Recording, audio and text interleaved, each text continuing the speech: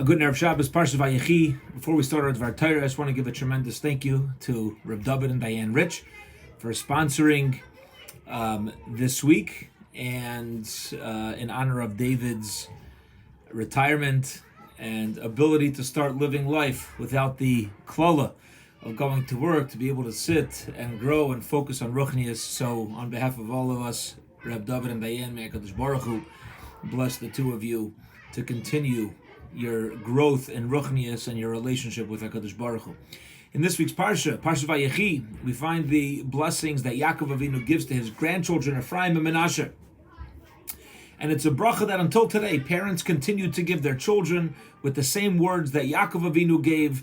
We should grow up, the children should grow up like Ephraim and Menashe, Yisimcha lekim ke'Ephraim v'Menashe. And when relating the brachos, it's very interesting to think about what were Ephraim and Menashe themselves thinking about at that time. Yaakov had placed his hands on the heads of Ephraim and Menashe. Yosef sees that Yaakov's right hand is on Ephraim's head, even though he's younger, and he tries to switch it. Yaakov insists that he's doing the correct thing, and he says that even though Menashe is older, there's going to be greater people who come out of Ephraim. What were these two brothers who were standing there at that time, listening to this conversation? What was happening between them? Says Rev Meir Tzvi Spitzer Shlita from the Mir Yeshiva, he points out you don't hear a peep from either of them. They don't get involved. It doesn't cause any machlaikas.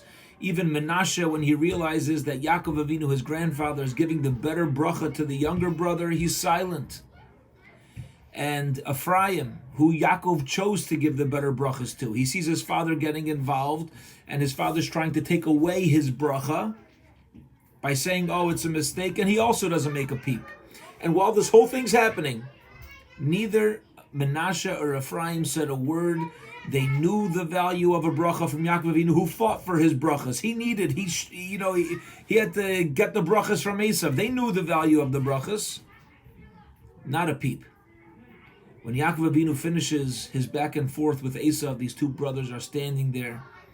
They were happy. They got the brachas that were appropriate for them. And when we bless our children, Yisimcha lekim ke'Ephraim v'Menashe, we are asking HaKadosh Baruch Hu that not only should our children reach the levels of Ephraim and Menashe, who elevated themselves to the status of the Shvatim, but also to help our children, to help us as Yidden, as Klal Yisrael, become like Ephraim and Menashe, and possess the love to be happy for the success of others, sometimes even when we feel it may come at our own expense. Have a wonderful, wonderful Shabbos.